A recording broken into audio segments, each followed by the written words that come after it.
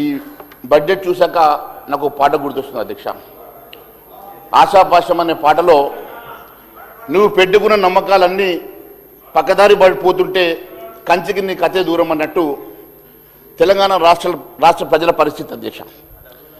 Budget cheating budget ప్రవేశపెట్టడంలో hat trick సాధించినటువంటి బట్టి విక్రమార్క గారు వరుసగా మూడోసారి అదే మోసపూరిత బడ్జెట్, ఆర్థిక విధ్వంసానికి బాటలు వేసే తిరోగమన బడ్జెట్, ఓట్లేసి గెలిపించిన ప్రజలకు ఇచ్చిన హామీలు ఎగవేతల బడ్జెట్, ఇచ్చిన హామీలకు అమలు అవసరమైనటువంటి నిధులు కేటాయించినటువంటి చీటింగ్ బడ్జెట్ అధ్యక్ష. ఇది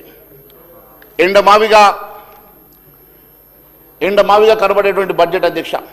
నిధులు ఉన్నట్టే కనిపిస్తాయి కానీ విడుదల కావు, ఖర్చు జరగదు. ఈరోజు నేను మళ్ళీ రిపీట్ చేస్తా ఉన్నాను అధ్యక్ష. ఈరోజు గౌరవ మంత్రి శ్రీధర్ బాబు గారు మళ్ళీ డివేట్ చేస్తూ అనవసరంగా పక్కదోవ పట్టించేటువంటి ప్రయత్నం చేస్తా ఉన్నాను అధ్యక్ష. నేనన్నది ఇచ్చిన హామీలు అమలుకి అవసరమైనటువంటి నిధులు కేటాయించిన చీటింగ్ బడ్జెట్ అన్నాను. ఇంకొక విషయం కూడా అధ్యక్ష, దీంట్లో ఉన్నటువంటి తప్పిదాలు వారు నోట్ చేసుకోండి అధ్యక్ష.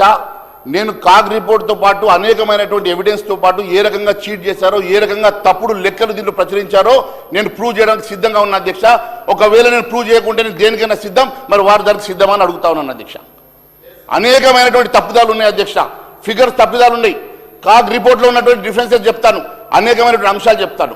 ఎందుకు తొందరపడుతూ ఉన్నారు అధ్యక్ష? మొదలు పెట్టక ముందు ఈ రకంగా వారు ఇంత ఎస్టేట్ అవుతా ఉన్నారు, ఎందుకు అర్థం కావట్లేదు అధ్యక్ష.